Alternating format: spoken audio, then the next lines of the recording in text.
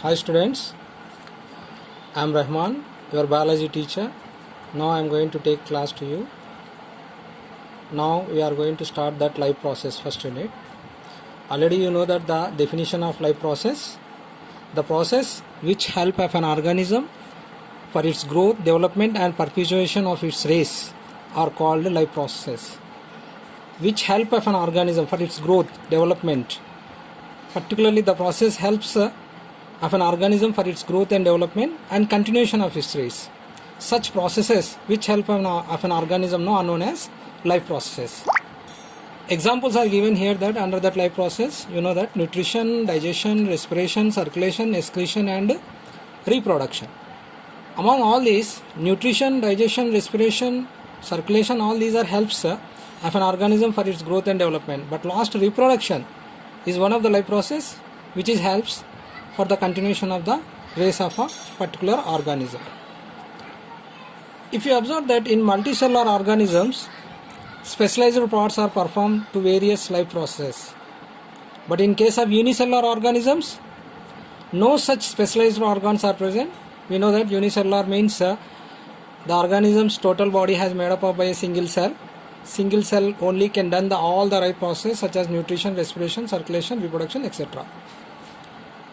Before we have to start that nutrition, what is the definition of nutrition? Before nutrition, what is meant by nutrient? Nutrient is a substance used by an organism to survive for their growth and reproduce. It is a substance used by an organism to survive,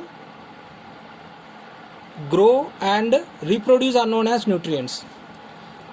Proteins, carbohydrates, fats and vitamins, minerals, these are the some of the important nutrients. We already know that.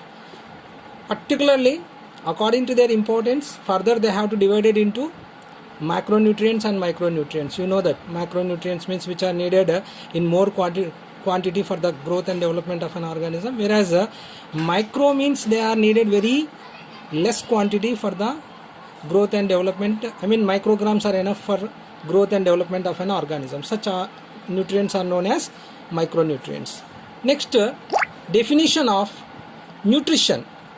What is nutrition? Nutrition is a process of taking of food into the body. The process in which the taking of food into the body of an organism and observing the nutrients in those food is known as nutrition. Depending on the mode of obtaining nutrition, organisms further are classified into two major categories. One is that autotrophic nutrition, simply called autotrophs. Second one, heterotrophic nutrition.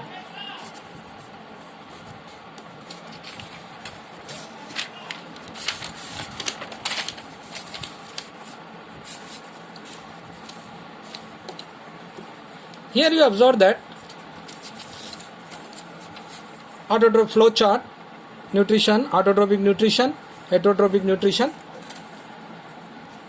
Simply, the organisms which are showing that autotrophic nutrition are called autotrophs. Heterotrophic nutrition are also known as heterotrophs. I mean, such organisms are known as heterotrophs. So, in autotrophic nutrition, the organisms can prepare their own food or they synthesize their own food. Simply, green plants and some blue-green bacteria comes under this autotrophic nutrition. By the process of photosynthesis, they have to prepare their own food. They won't depend on any animals and any other organisms. Simply, they have to depend on other inorganic substances like carbohydrate, carbon dioxide and water. By the process of photosynthesis, they have to prepare their own food.